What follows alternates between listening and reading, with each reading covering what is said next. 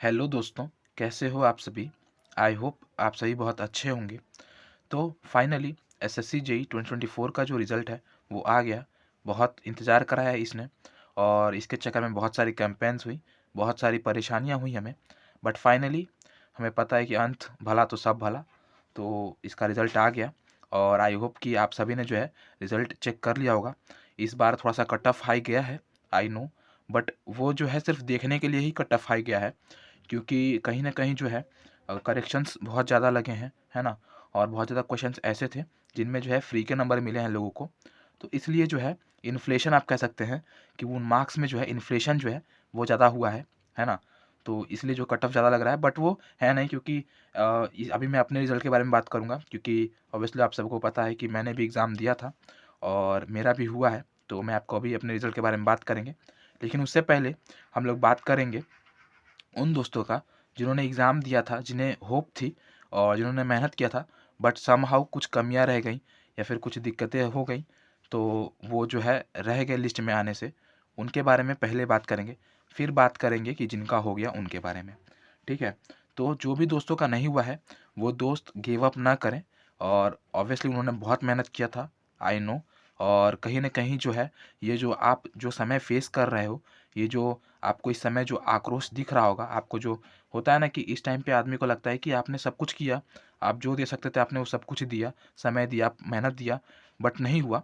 ये दौर कहीं न कहीं सभी को देखना होता है। जो जिसका इस बार हुआ है, उन्होंने भी जो है कहीं न कहीं पिछली बार देखा होगा या फिर कई एग्ज़ाम्स में देखा होगा।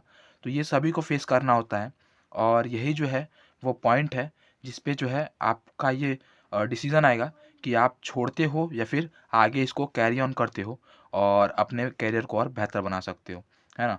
तो मैं मेरी तरफ से सबको यही एडवाइस रहेगी कि जिन भी दोस्तों ने मेंस तक बनाया था, है ना? क्योंकि अब देखिए 2 चीज़ें होती हैं एग्ज़ाम की, एग्ज़ाम का जो है रिक्वायरमेंट 2 चीज़ होता है। आपको पता होना चाहिए ना कि क्या आप इसके लिए सही हो या नहीं हो।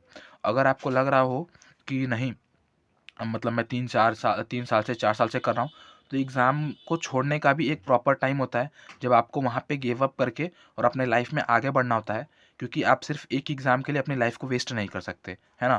तो ये चीज़ें भी समझनी होती हैं कि हाँ, हो गया 2 साल हो गया, 3 साल हो गया, 4 साल हो गया, 5 साल हो गया, अब मुझे जो है इसको छोड़ के आगे बढ़ना चाहिए, ताकि मैं और जो अपॉर्च्युनिटीज़ हैं, उनको ग्रैब कर सकूँ।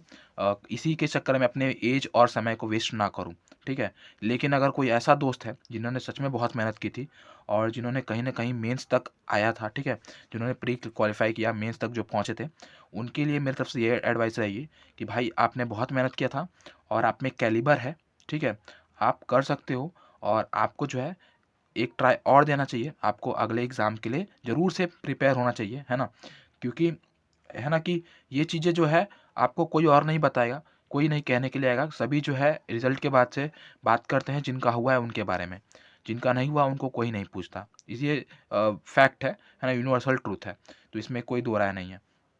तो आपको ये मेक श्योर करना है कि आप गिव अप ना करें, ठीक है? आप जो है और डेडिकेट हो जाएँ और डेस्परेट हो जाएँ इस एग्ज़ाम्स के लिए, ठीक है? और मेहनत करें। और जिन दोस्तों का हुआ है, मैं कोशिश करूँगा कि मैं उन दोस्तों से बात करा पाऊँ या फिर उन दोस्तों का जो है इंटरव्यू ला पाऊँ आपके पास, सो दैट कि आपको पता चले कि आपने क्या गलती की थी और क्या बेहतर तरीके से आप जो है और पढ़ सकते हो।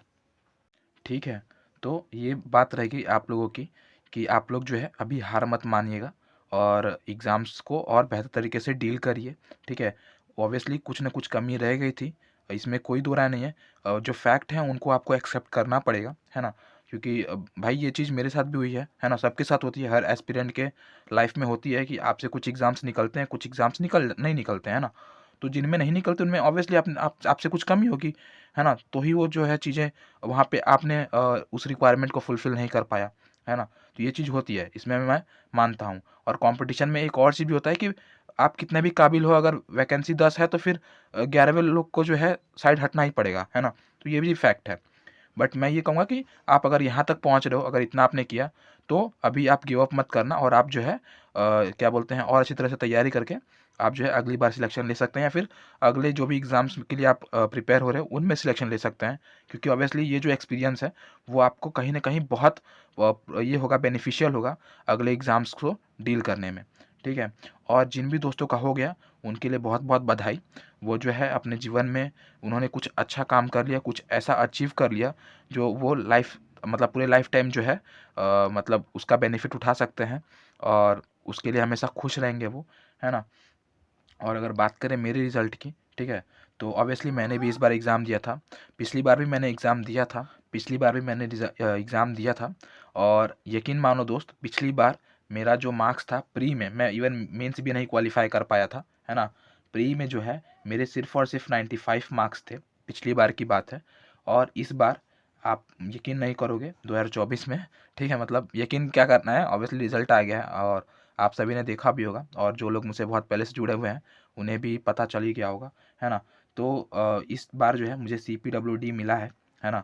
और कहीं न कहीं जो है CPWD मिला है, और मेरे प्री में जो है 133 रॉ मार्क्स थे, जो नॉर्मलाइज़ होकर के 136 हो गए।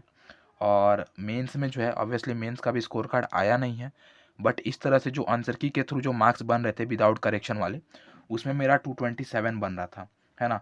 तो ओवरऑल जो है इसको अगर आप ऐड करेंगे तो 363 बन रहे थे मेरे, है ना। 363 बन रहे थे। तो मतलब इतना मार्क्स मेरा बन रहा था रॉ। अब ये स्कोर कार्ड आने के बाद पता चलेगा कि अब मतलब रैंक कितना है आपका सिविल में, और फिर आपका जो है कितने करेक्शंस लगे हैं, फिर क्या हुआ है। तो ये था मेरा रिज़ल्ट, ठीक है। और आप में से बहुत लोगों का जिनका सिलेक्शन हुआ होगा वो ज़रूर से कमेंट करके बताएं कि कहाँ पे हुआ है। और अगर कोई ऐसा दोस्त है जो शेयर करना चाहता है अपनी स्ट्रगल स्टोरी को, और बताना चाहता है कि हाँ किस तरह से जो एस्पिरेंट्स हैं वो पढ़ना चाहते हैं, अगर हेल्प करना चाहता है ना, तो वो ज़रूर से कांटेक्ट करें, है ना। साथ ही साथ जो है डिस्क्रिप्शन में जो है मैंने व्हाट्सएप ग्रुप और टेलीग्राम चैनल का लिंक दे रखा है, आप वहाँ से जुड़ सकते हो, जिसके थ्रू आपका और मेरा इंटरेक्शन और बेहतर हो पाएगा, है ना। तो आप ज़रूर से जुड़िएगा व्हाट्सएप ग्रुप में और टेलीग्राम चैनल पे। तो ये था आज की वीडियो में। जो भी दोस्त ऐसे हैं जो निराश और हताश हुए हैं, वो निराश और हताश ना हो, ठीक है। ये वीडियो का मेन पर्पज़ यही है कि मैं आपको समहाउ जो है ये कोशिश करूँ कि आप जो है मूव ऑन करो, और अगले एग्ज़ाम्स को इसके चक्कर में जो है वेस्ट ना करो। क्योंकि ऑब्वियसली बहुत सारे लोगों का जो है होप होगा कि हाँ मेरे होप हैं, मेरे मार्क्स ठीक-ठाक हैं, मैं बॉर्डर के उधर हूँ, इधर हूँ। हो सकता है, नहीं भी हो सकता है, कोई भरोसा नहीं है। उनके ज़रूर ना ज़रूर कुछ ना कुछ लोगों के तो टूटा ही होगा आशा। तो वो चीज़ काफ़ी फ़ील करता है, क्योंकि मैंने भी कई बार देखा है, मुझसे भी हुआ है। तो उनके लिए बस यही है कि भाई कोई दिक्कत नहीं है, ठीक है। आपने चीज़ों को सीखा, आप एनालाइज़ करिएगा, और इस बार की अपनी गलतियों का एनालाइज़ करके आप अगली बार जो है अपने ड्रीम डिपार्टमेंट को अचीव कर लीजिएगा। तो ये था आज की वीडियो में। Keep watching, keep learning, thank you. और एक और चीज़ भाई, कि इसके साथ-साथ जो है अब जैसा कि आप सभी को पता है कि इस रिज़ल्ट के लिए ही हम सभी वेट कर रहे थे, और काफ़ी चीज़ें जो है स्टक ऑन हो गई थी। तो अब जो है हम लोग एसएससी जेईई के 2025 के बारे में भी बात करेंगे, उसके एग्ज़ाम्स के लिए, क्योंकि अभी बहुत अच्छा समय चल रहा है। मतलब अच्छा समय इन द सेंस ऑफ कि अभी आपके पास एक अच्छा अमाउंट ऑफ टाइम है जिसमें आप प्रिपेयर कर सकते हो। तो वो चीज़ भी हम लोग शुरू करने वाले हैं। तो चैनल को सब्सक्राइब कर लेना और वीडियो को लाइक कर देना अगर आप सिविल इंजीनियरिंग से बिलोंग करते हो तो, और अगर किसी भी जेईई एग्ज़ाम्स के लिए प्रिपेयर कर रहे हो। तो ये थी आज की वीडियो में। Keep watching, keep learning, thank you.